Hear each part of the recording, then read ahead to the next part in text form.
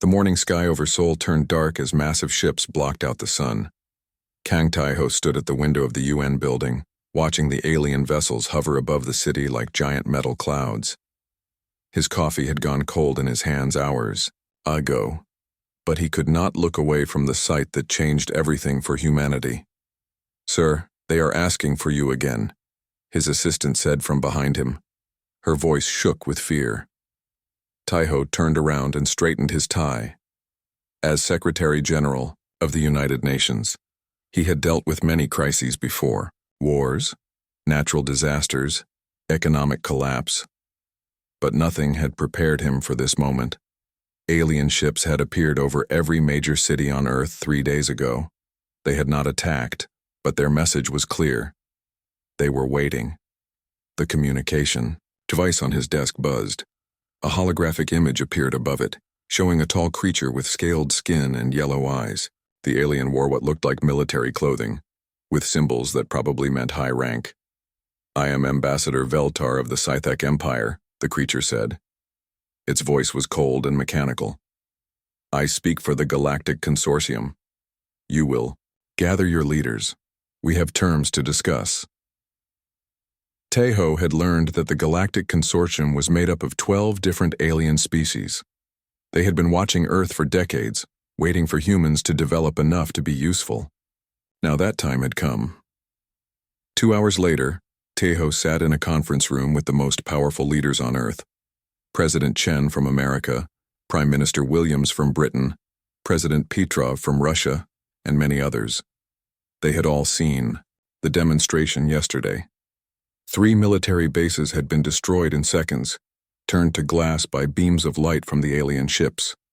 No weapons on Earth could reach them, no defenses could stop them. "We know you are listening," Veltar said as his image appeared above the conference table. "Your species has reached a level of development that interests us. You have 2 choices: submit to consortium rule and become a vassal world, or be eliminated." The room was silent. Tae-ho looked around at the faces of his colleagues. Some looked terrified, others angry. All of them knew they had no real choice. "What does submission mean?" Tae-ho asked. Veltar's mouth moved in what might have been a smile, but it looked more like a threat. "You will provide 40% of your world's resources to the consortium each year: mining operations, food production, manufactured goods. Your military will be disbanded. Your governments will answer to consortium governors. Your people will work where and when we decide."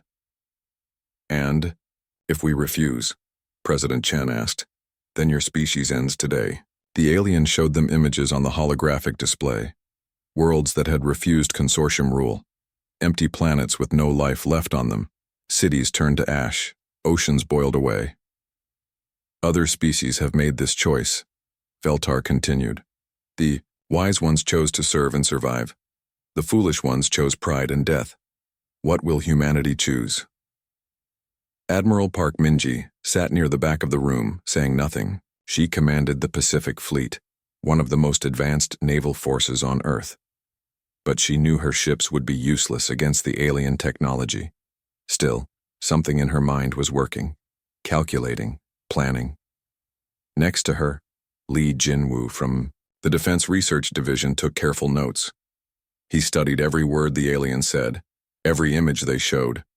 His job was to understand threats to Earth's security. This was the biggest threat humanity had ever faced, but it was also an opportunity to learn. "You have 24 hours to decide," Veltar said. "We will return for your answer." The hologram disappeared, leaving the room in heavy silence. "We have to surrender," President Chen said first. "We have no choice. They will destroy us all." "Maybe we can negotiate," Prime Minister Williams suggested. "Reduce the resource demands, keep some independence." "They're not negotiating," Tae-ho said quietly. "This is surrender or death." The debate went on for hours. Some leaders wanted to fight, knowing it was hopeless. Others wanted to surrender immediately. A few suggested trying to hide some of humanity's capabilities to appear weaker than they were. Admiral Min-ji finally spoke. "If we're going to surrender, We need to make sure humanity survives long enough to have a future. What do you mean? Tejo asked. Submission now doesn't mean submission forever, she said carefully.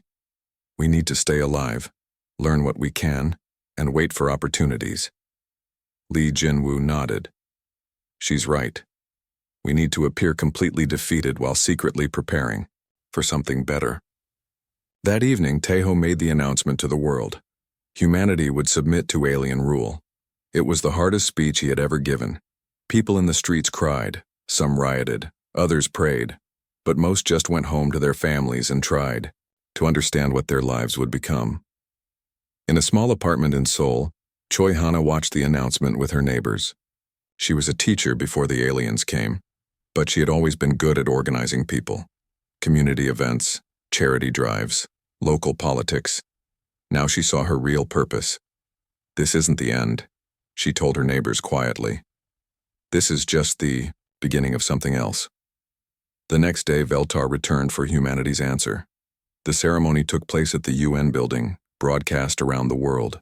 Tejo stood before the alien ambassador and formally surrendered Earth to the Galactic Consortium. You have chosen wisely, Veltar said. Your species will survive. Consortium governors will arrive within the week to begin organizing your world for proper resource extraction. As the alien ships began landing in major cities, Admiral Minji met privately with Li Jinwu and a few other trusted officials. They made one mistake, Jinwu said quietly. They gave us time to study them. What do you mean? Minji asked. 3 days of watching their ships, seeing their technology, hearing their language, plus whatever time we have before they fully control everything. We can learn. Learn what? How they work, how they think, what they're afraid of. Jinwu pulled out his notes from the meetings. Did you notice? Veltar talked about other species that refused and were destroyed, but he also mentioned species that submitted and survived. That means they keep vassal worlds. They don't destroy everything. So they need us alive and working. That gives us leverage eventually. Admiral Minji looked out at the alien ships landing in the harbor. How long do you think we'll have to wait? Years, maybe decades, Jinwu said. But humans are good at waiting, and we're even better at learning. Over the next few days, more alien ships arrived. Different species from the consortium came to take control of Earth's governments, military bases, and major industries. The Sithek, like Veltar, seemed to be in charge, but there were others. The Keth looked like tall insects. The Vraxi resembled gray-skinned humanoids with large heads. Each species had different jobs in the consortium. Choi Hana watched them carefully as they took over Seoul's government buildings. She memorized their routines, their technology, their behavior. She was not the only one. Around the world, humans were watching and learning. Even as they bowed their heads in submission, the aliens installed control devices in all communication systems. They took over broadcasting stations, internet servers, and satellite networks, but they focused on the big systems, the official channels. They paid less attention to small local communications. Hana began reaching out to people she knew. Teachers, community leaders, small business owners. People who knew their neighborhoods well and had skills the aliens might overlook. She was careful, making contact seem natural and innocent. We need to help each other through this difficult time, she would say. It sounded like normal community organizing to anyone listening, but the people she spoke to understood there was more to it. Li Jinwu was reassigned to work under an alien supervisor in the Defense Research Division. The aliens wanted human scientists to help adapt Earth technology for their use. They thought this would make the humans feel useful while serving consortium interests. What they did not realize was that this gave humans like Jinwu access to alien technology. Every day he studied their equipment, their computer systems, their weapons. He learned how their ships worked and what made their energy shields so strong. He was not alone. Around the world, human scientists and engineers were being put to work serving their new masters. All of them were watching, learning, and quietly sharing information when they could. Admiral Minji was forced to retire from military service, since Earth was no longer allowed to have its own military. but many of her former officers stayed in touch with her. They found jobs in civilian security, shipping companies, and construction firms, jobs that looked harmless to the aliens but kept trained military personnel organized and ready. The aliens were efficient at taking control, but they were not cruel without purpose. They needed humans to work, so they provided basic food and housing. Life under alien rule was hard, but it was not impossible. This was exactly what made their control seem permanent to them and temporary to the humans who understood patience. After 2 weeks of alien occupation, Tejo was allowed to remain as a figurehead leader, taking orders from a Scythic governor named Korvash. He hated every moment of it, but he also saw the opportunity it gave him to stay informed about alien plans. "Your species adapts well to new circumstances," Korvash told him during one of their meetings. "This will make the transition to full consortium integration much smoother." Integration? 3 years had passed since the surrender, and Earth looked very different now. Kim Dong-soo stood in the entrance to Mine Complex 7 outside Seoul, watching human workers file past him into the tunnels. They mined rare metals that the aliens needed for their technology. The work was hard and dangerous, but it kept people alive. Dong-soo had been an engineer before the occupation. He designed bridges and buildings that made cities better places to live. Now he worked as a supervisor in the mines, making sure the quotas were met and the alien overseers stayed happy. But that was only his surface job.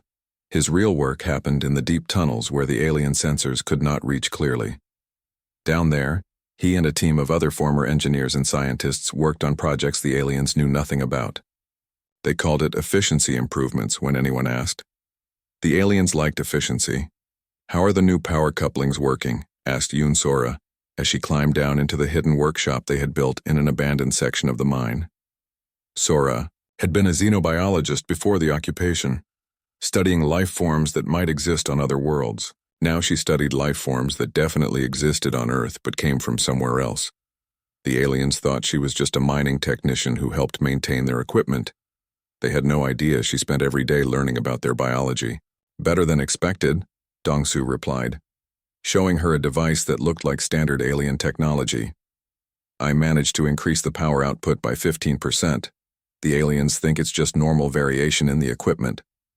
But the device was not just more efficient. Hidden inside were components that did things the aliens had never intended. Dong-soo and his team had been reverse engineering alien technology for 2 years, learning how it worked and finding ways to improve it. More importantly, they were finding ways to turn it into weapons. "Any word from Wubin?" Sora asked. Jang Wubin worked in the communication center in Seoul, helping the aliens manage information flow around Earth. He was supposed to monitor human communications and report any suspicious activity. Instead, he used his position to coordinate between resistance cells around the world. "His last message said the network is almost complete," Dong-soo said. "Quantum relay stations in 43 cities, all disguised as standard communication equipment.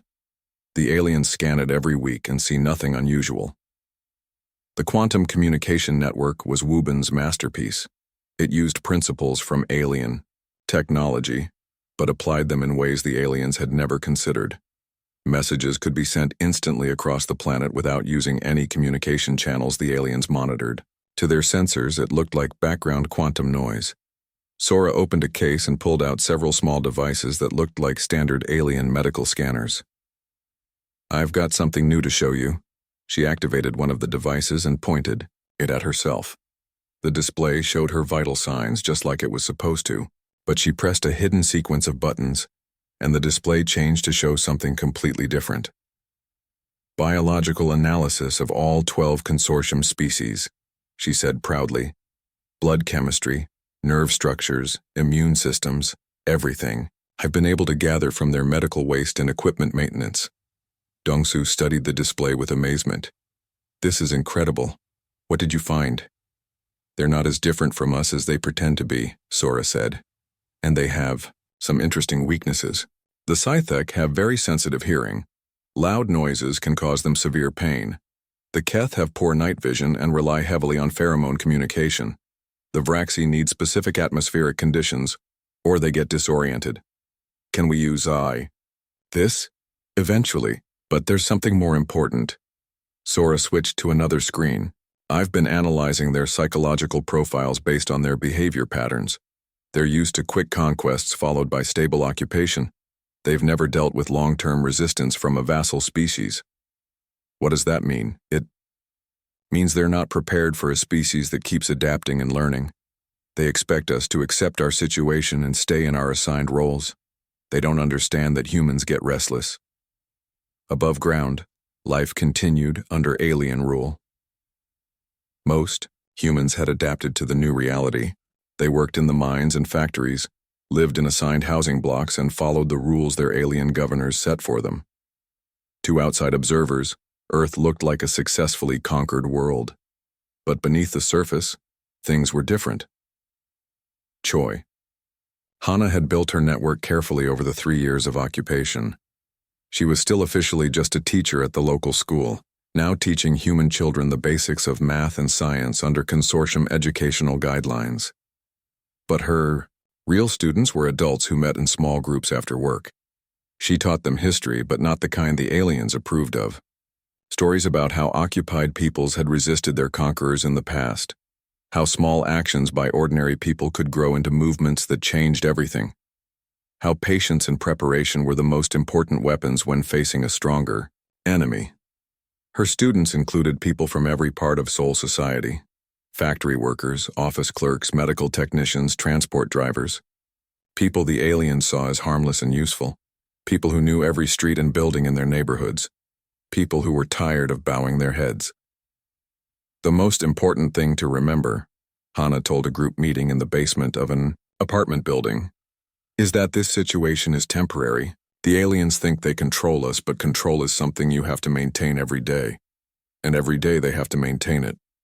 We learn more about how to break it. She showed them maps of the city with alien patrol routes marked, schedules of when different alien administrators would be in their offices, locations of equipment storage facilities and communication centers, information that seemed innocent by itself, but could be very useful when combined properly. Right now we watch and learn, she continued. We help each other and stay connected. When the time comes to act, we'll be ready. In the mines, Dong-Su's engineering team had made a breakthrough. They had successfully built a complete alien power cell from raw materials, using techniques they had learned from studying captured equipment. It was smaller and more efficient than the original alien design. This changes everything, said Park Kyung, one of the former military engineers on Dong-Su's team. If we can build power cells, we can build other things. Weapons? Asked another team member. Eventually. But first, we need to build more manufacturing. Capability. Hidden factories where we can produce equipment without the aliens noticing. They had already identified several abandoned buildings and tunnel systems around Seoul where such factories could be built. Places the aliens never visited because they had no strategic value. Old subway stations, underground shopping centers, drainage tunnels that were flooded during the occupation and then forgotten. The beauty of their plan was that it used the aliens' own assumptions against them. The consortium had conquered many worlds before Earth. They knew how to identify and destroy obvious resistance activities. Secret armies, weapons caches, underground governments. They looked for these things and found nothing because the humans were not building secret armies yet. Instead, they were building knowledge and capability, learning how alien technology worked and how to make it better, creating communication networks that could coordinate activity across the planet, identifying weaknesses in alien biology and psychology, preparing for a future conflict that the aliens could not imagine. Yoon Sora had made another important discovery in her biological research. She found that several consortium species had never developed immunity to certain Earth diseases. Not fatal diseases that would cause a plague, but illnesses that would weaken them and make them less effective.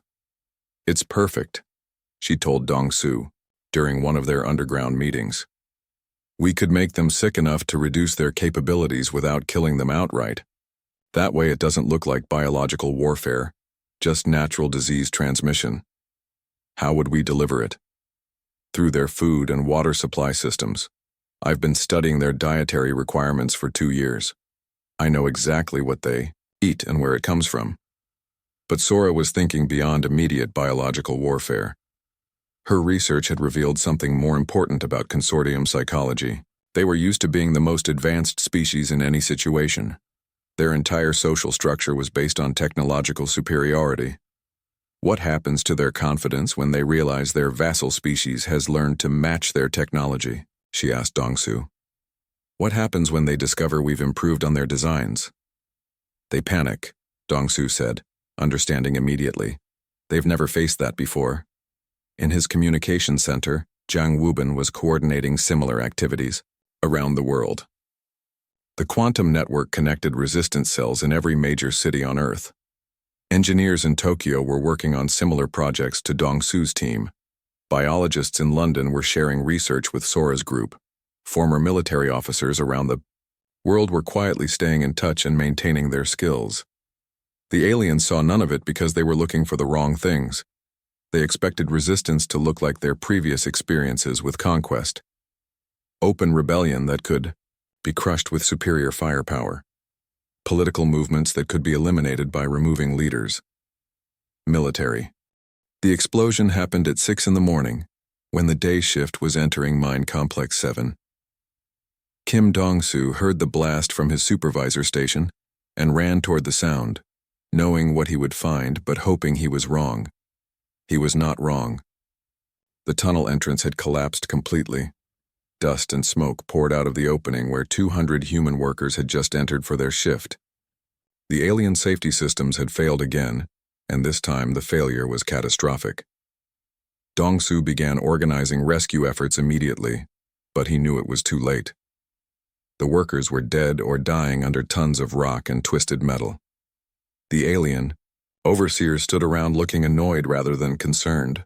To them, this was just a production delay that would affect their quotas.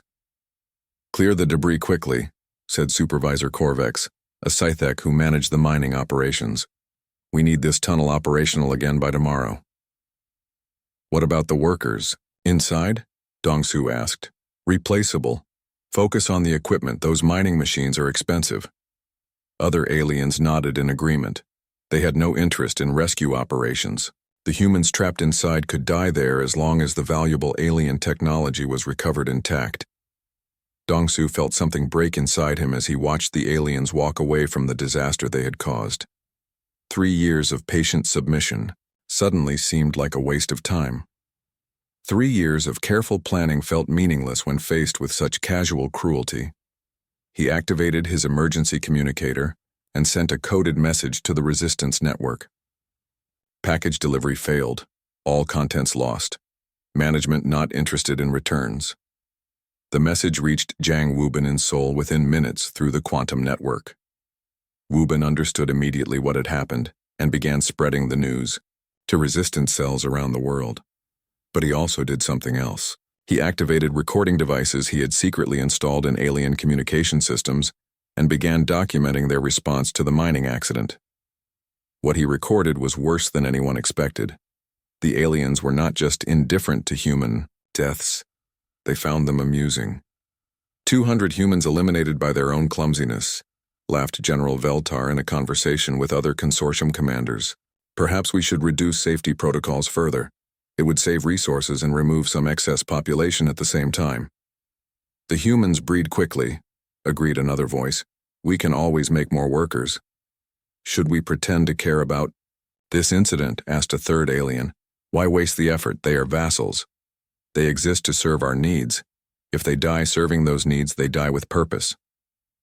The recording was exactly what Lim Yuna had been waiting for. Yuna had been a journalist.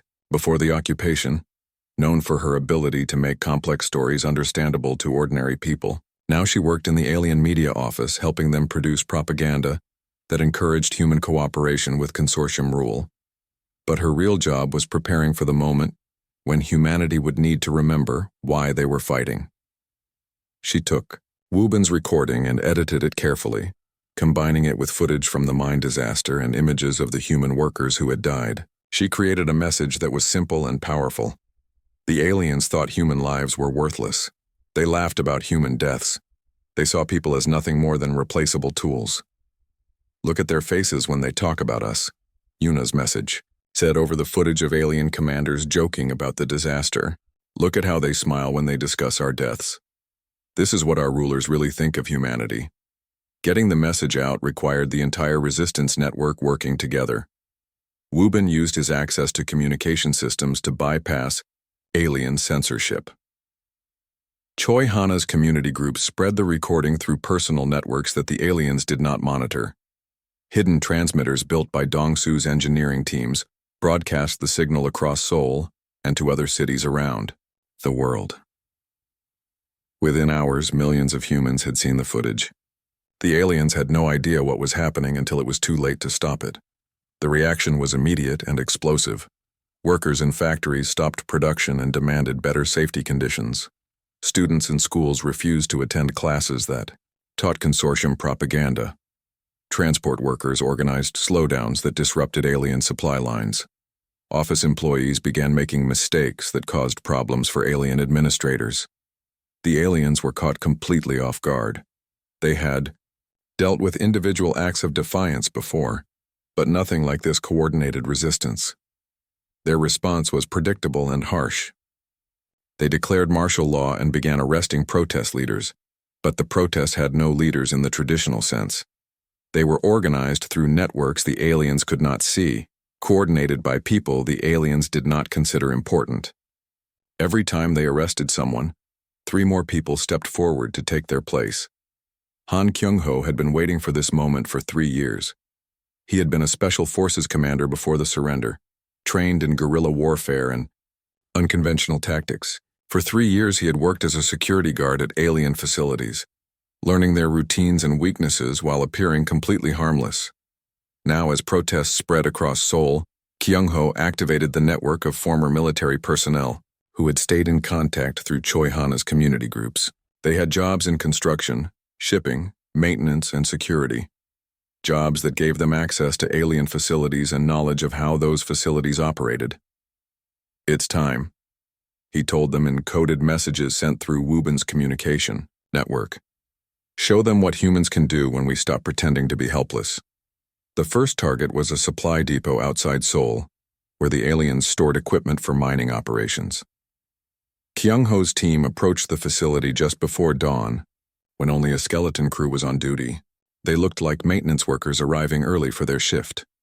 The alien guards recognized them and waved them through security without a second thought. These humans had been working at the facility for months, always obedient and efficient. There was no reason to suspect anything unusual. Once inside, the team moved quickly. They planted explosive charges built from alien components by Dongsu's engineering teams. They sabotaged communication equipment so the base could not call for help.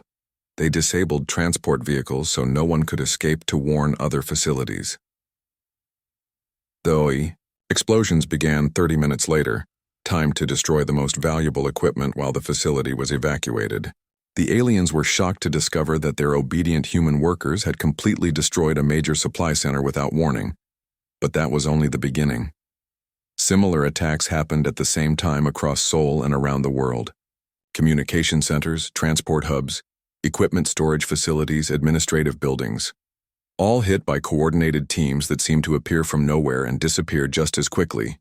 The attacks were perfectly planned to cause maximum disruption, with minimum casualties. The goal was not to kill aliens, but to show them that their control over Earth was an illusion, that humans could strike anywhere, anytime, using the aliens' own technology against them. Bae Joo-hyuk led the most ambitious attack of the first wave. Joo-hyuk had been an explosives expert in the military, but he had spent 3 years working as a maintenance technician on alien orbital platforms. The aliens trusted him to service their equipment and never suspected he was learning how to destroy it. His target was Supply Station Alpha, a massive orbital facility that coordinated resource shipments from Earth to other consortium worlds. Destroying it would not only disrupt alien operations, but send a message that nowhere was safe from human retaliation. Joo-hyuk and his team rode up to the station on a routine maintenance shuttle, carrying equipment that looked completely normal, to alien sensors. Hidden inside the maintenance gear were improvised explosive devices built from alien components and human ingenuity. The station's security was designed to stop outside attacks, not sabotage from within by trusted maintenance workers. Juhyuk's team spread throughout the facility, placing charges in critical systems while appearing to perform routine repairs. Charges placed, each team member reported through hidden communicators built by Dongsu's engineers. Ready for activation. Confirm, all personnel clear of blast zones, Juhyuk replied. Despite everything the aliens had done, he was not interested in mass murder. The goal was to destroy their capabilities, not their lives. All clear. Alien crew evacuated to emergency pods. Activate charges in sequence. Let's give them a show they'll never forget. The explosion could be seen from Earth's surface as supply. Station Alpha broke apart in a chain reaction of secondary blasts. Debris rained down through the atmosphere like falling stars, visible proof that humanity was no longer helpless. The alien response was swift and predictable. They sent military ships to patrol Earth cities and began mass arrests of anyone suspected of resistance activity. But they were looking for the wrong people in the wrong places. The resistance had learned from 3 years of studying alien methods. They knew how the consortium approached security problems and had planned accordingly. The real leaders of the resistance were people the aliens had never noticed. The actual coordinators were communication networks the aliens could not detect. The weapons and equipment were hidden in places the aliens never thought to search. Every arrest the aliens made just created more resistance. 1 year after the rebellion began, Captain Shin Minwoo stood on the bridge of the starship Indomitable and watched alien vessels burning in the darkness of space. His ship was the first purely human-built starship, constructed in secret asteroid facilities using reverse-engineered alien technology that had been improved beyond anything the consortium had ever imagined. Target destroyed, Captain, reported his weapons officer. That's the last ship in their patrol formation. Good work. Signal the fleet. Phase 1 complete, moving to Phase 2. The fleet Minwoo commanded consisted of 12 human ships, all built in the hidden shipyards that had been constructed over the past year. They were smaller than consortium vessels but faster and more maneuverable. More importantly, they were crewed by humans who had spent 4 years studying alien tactics and learning how to defeat them. The attack on the consortium patrol fleet was part of a larger operation planned by Go Hyejin, who had become humanity's primary military strategist. She had been a game designer before the occupation, creating complex strategy games that required players to think several moves ahead and adapt to changing circumstances. Now she applied those skills to real warfare against an enemy that had never faced opponents who could match their technology. The aliens always used the same formations, Hyejin had explained to the human fleet commanders during the mission briefing. They approach targets in predictable patterns because their technology has always been superior to their enemies. They rely on overwhelming firepower rather than tactical innovation. What's our advantage? Minwoo had asked. We learned from them, but we also learned to think differently than them. Their tactics assume they will always have the strongest chips and the best weapons. Our tactics assume we need to be smarter and more creative than our enemies. The results spoke for themselves. In a year of warfare, human forces had destroyed or captured over 300 consortium vessels, while losing only a dozen of their own ships. The aliens were beginning to realize they were fighting an enemy unlike any they had encountered before. The key to human success was not just better technology, though Kim Dong-su's engineering teams had made remarkable improvements to alien designs. The real advantage was that humans approached warfare differently than any species the consortium had conquered. Most alien species fought like they lived, in rigid hierarchies with clearly defined roles and predictable behaviors. Humans fought like they played games with constant adaptation, creative problem-solving, and willingness to try tactics that had never been used before. Message from Command, Captain, the communication officer announced. Admiral Yu reports the siege of Kepler Station is proceeding ahead of schedule. The alien garrison is requesting permission to surrender. Minwoo smiled. Yu Jaewon commanded the largest human fleet, made up of captured alien ships that had been modified with human improvements. The fact that aliens were surrendering to human forces would have been unthinkable a year ago. Tell Admiral Yu to accept their surrender but maintain full security protocols. We've learned that some alien species preferred death to captivity. The war had taught humans many things about their enemies. Some consortium species were reasonable and could be negotiated with. Others were fanatically loyal to the consortium ideology and would never accept human victory. A few had even changed sides entirely, providing valuable intelligence about consortium operations. The most important defection had come from the Mindari, a peaceful species that had been forced into the consortium through conquest rather than choice. They had provided humans with detailed information about consortium supply lines, military bases, and political divisions. The consortium is not as united as they pretend, Ambassador Earl of the Mindari had told human negotiators. Many member species joined only because resistance seemed impossible. If you can prove that the consortium can be defeated, others will follow our example. This information had helped Nam Sung-ho develop a diplomatic strategy to break apart the alien alliance. He had been a diplomat before the occupation, skilled at finding common ground between opposing parties and building coalitions around shared interests. Now he worked to convince alien species that their interests lay with humanity, rather than with the consortium leadership. The Sithek and Vraxi have controlled the consortium for centuries, Sung-ho explained in secret negotiations with representatives from several alien species. They use military force to extract resources from vassal worlds and tribute from member species. Earth's rebellion proves they can be defeated. Join us and you can be free of their control. His efforts were showing results. The Keth had withdrawn their support from consortium military operations, claiming they needed to defend their own worlds from human aggression. The Zephyrians had stopped providing ships and resources to the consortium war effort. 3 minor species had openly defected and were providing intelligence to human forces. The consortium was discovering that their empire was much more fragile than they had believed. It was held together by fear and the assumption that resistance was hopeless. Once that assumption was proven false, the entire structure began to crumble. But the humans were not satisfied with defensive victories. They had learned that in warfare, the side that chooses when and where to fight usually wins. That meant taking the offensive and carrying the war to consortium territory. Go Hijin's next operation was the most ambitious yet attempted.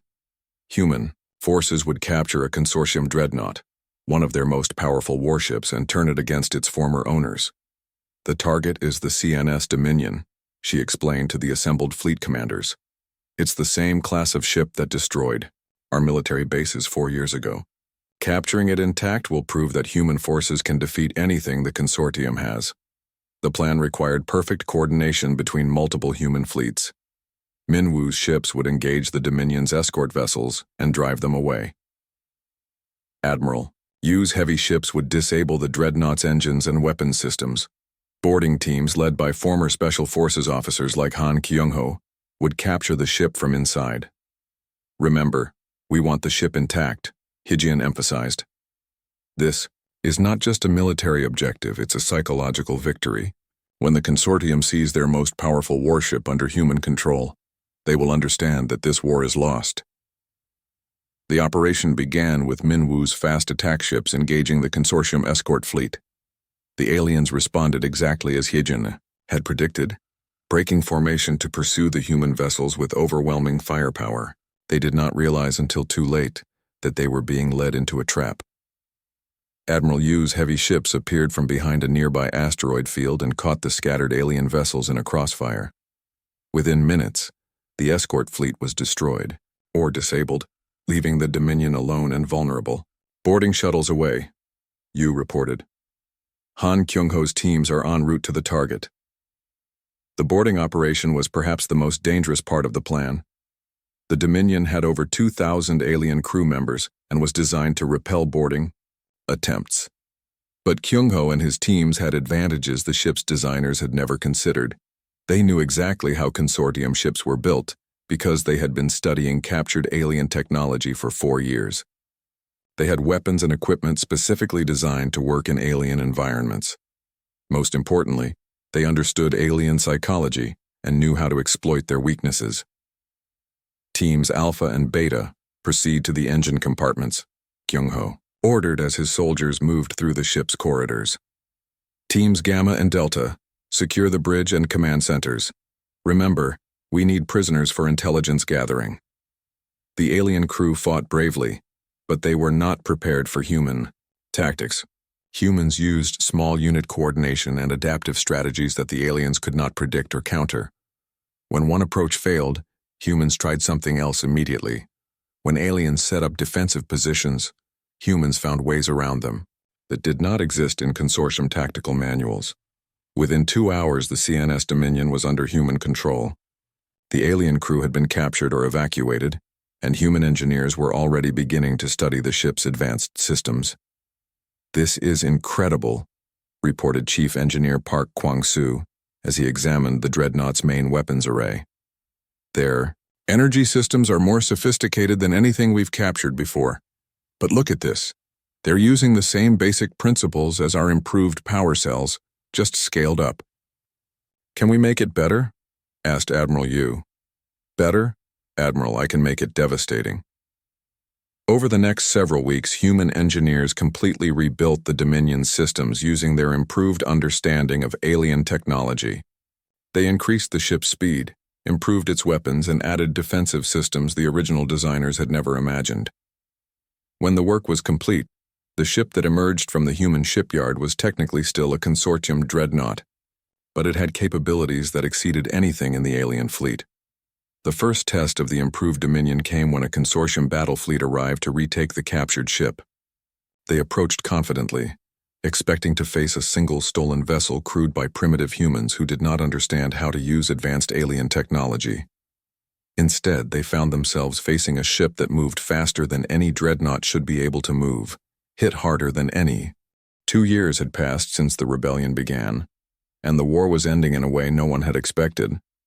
Supreme Commander Ro Taewon stood in the command center on Luna Base, watching the final consortium fleet approach Earth orbit under a flag of surrender. He had been a colonel in the South Korean military before the occupation, specializing in logistics and strategic planning. 4 years of alien rule had taught him patience.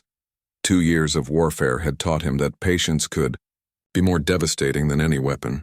"Incoming transmission from the consortium flagship," reported Communications Officer Young Mirai.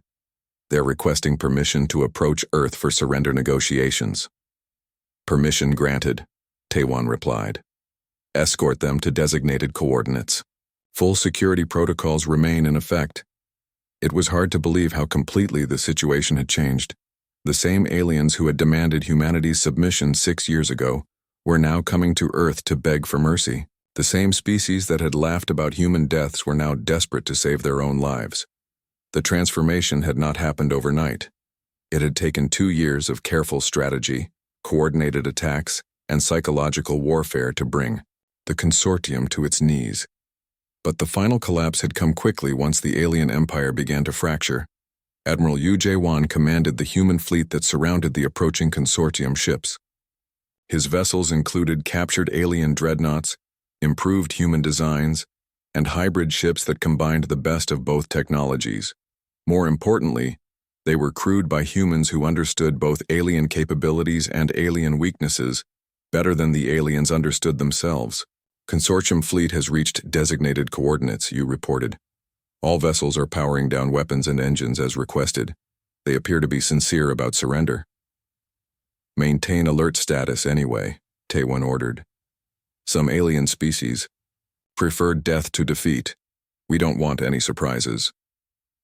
The lead ship in the consortium fleet was the same vessel that had brought Ambassador Veltar to Earth 6 years ago. The Dominion's will had been the symbol of alien superiority and human helplessness. Now it approached Earth as a symbol of how completely those roles had reversed. Kim Ariam, humanity's chief negotiator, was already preparing for the surrender ceremony. She had been a lawyer specializing in international treaties before the occupation. 6 years of alien rule had taught her that agreements were only as good as the power to enforce them. "The consortium delegation includes representatives from all remaining member species," she reported to Taewon. "They've agreed to our preliminary terms, but they want to discuss specifics." "What specifics?" "They want guarantees that humanity won't exterminate them after they surrender. Apparently, that's what they would do in our position." Taewon was not surprised. Human intelligence had learned a great deal about alien psychology during the war. Many consortium species viewed conflict as zero-sum games where the winner destroyed the loser completely. They could not imagine that humans might choose differently. What did you tell them? That humanity's terms are non-negotiable but not genocidal. They can surrender and live under our conditions, or they can continue fighting and face the consequences. The consequences were very clear by now. Human forces controlled most of former consortium space. Alien colonies had been liberated and were choosing their own governments. Several species had switched sides entirely and were providing intelligence about remaining consortium strongholds. Most importantly, human technology had advanced beyond anything the aliens had imagined possible. Ships that had seemed invincible 6 years ago were now obsolete compared to human designs. Weapons that had terrified Earth's population were now toys compared to what human engineers had built. The surrender ceremony took place in the same UN building where humanity had submitted to alien rule 6 years earlier. But now the roles were completely reversed. Veltar, the same Scythic ambassador who had delivered the original ultimatum, stood before human leaders and formally surrendered the Galactic Consortium. "We underestimated your species," Veltar said, his voice heavy with defeat. "We thought technology made us superior. We thought conquest made us strong. We were wrong about everything." Taiwan looked at the alien ambassador and remembered watching the first surrender ceremony from this same building. He remembered the helplessness and rage he had felt as humanity was forced to kneel before superior alien technology.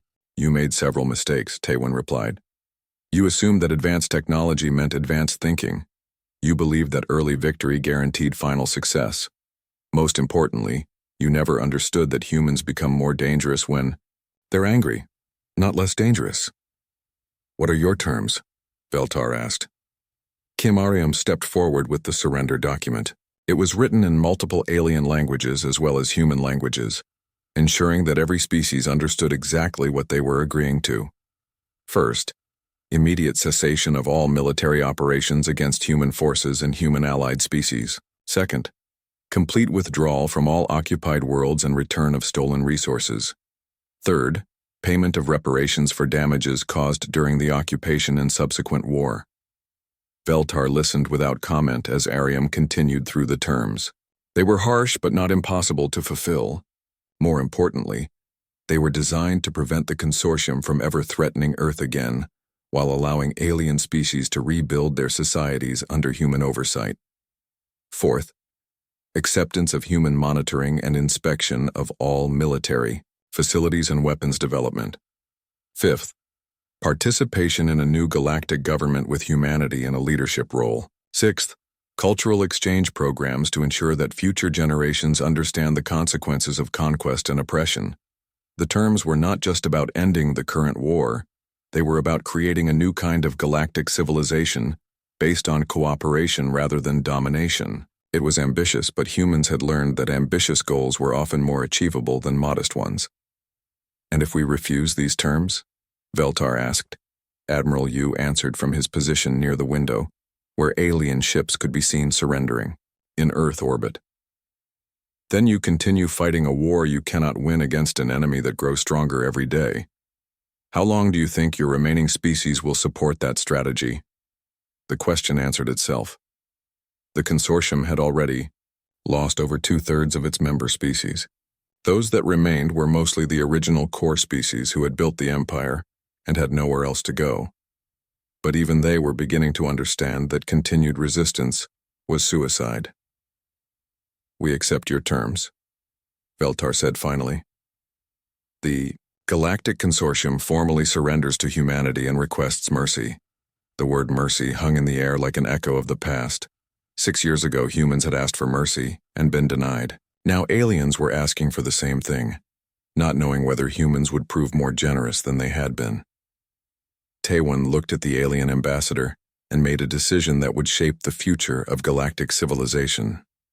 "Humanity grants your request for mercy," he said. "Not because you deserve it, but because we choose to be better than you were. We will not repeat your mistakes or become what you were." The surrender ceremony concluded with the signing of formal treaties and the transfer of consortium command codes to human authorities. But the real work was just beginning.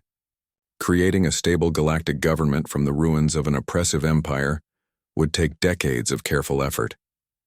Over the following months, human forces occupied former consortium worlds and began the process of establishing new governments. Some planets welcomed human liberation. Others resisted, preferring the familiar oppression of the consortium to the uncertainty of human rule. But humans had learned from their own experience how to help oppressed peoples transition to freedom. They provided security, resources, and expertise, while allowing local populations to choose their own leaders and systems of government. The most important change was in education. Human teachers and cultural experts worked with local educators to develop curricula that emphasized critical thinking, adaptation, and cooperation. Children who had been taught that the consortium was eternal and unchangeable learned instead that all governments existed only with the consent of the governed. The key is not to make them think like humans, explained Dr. Choi Hana, who had become the director of galactic education programs. The key is to teach them to think for themselves and question authority when authority fails them. This educational approach was perhaps humanity's greatest innovation in galactic governance. Instead of imposing human culture on alien species, they taught universal principles that allowed each species to develop its own approach to freedom and self-determination. 5 years after the surrender, the new Galactic Federation was functioning as a voluntary association of independent worlds rather than a hierarchical empire. Human technology and expertise were available to all member species, but participation was voluntary and governance was shared. Admiral Yu Jae-wan, now commanding the Federation Defense Fleet, looked out at a galaxy that had been transformed beyond recognition. Former enemy species worked alongside humans to explore new regions of space and establish contact with previously unknown civilizations. "Do you think we made the right choice?" asked his aide, pointing to a mixed crew of humans and aliens working to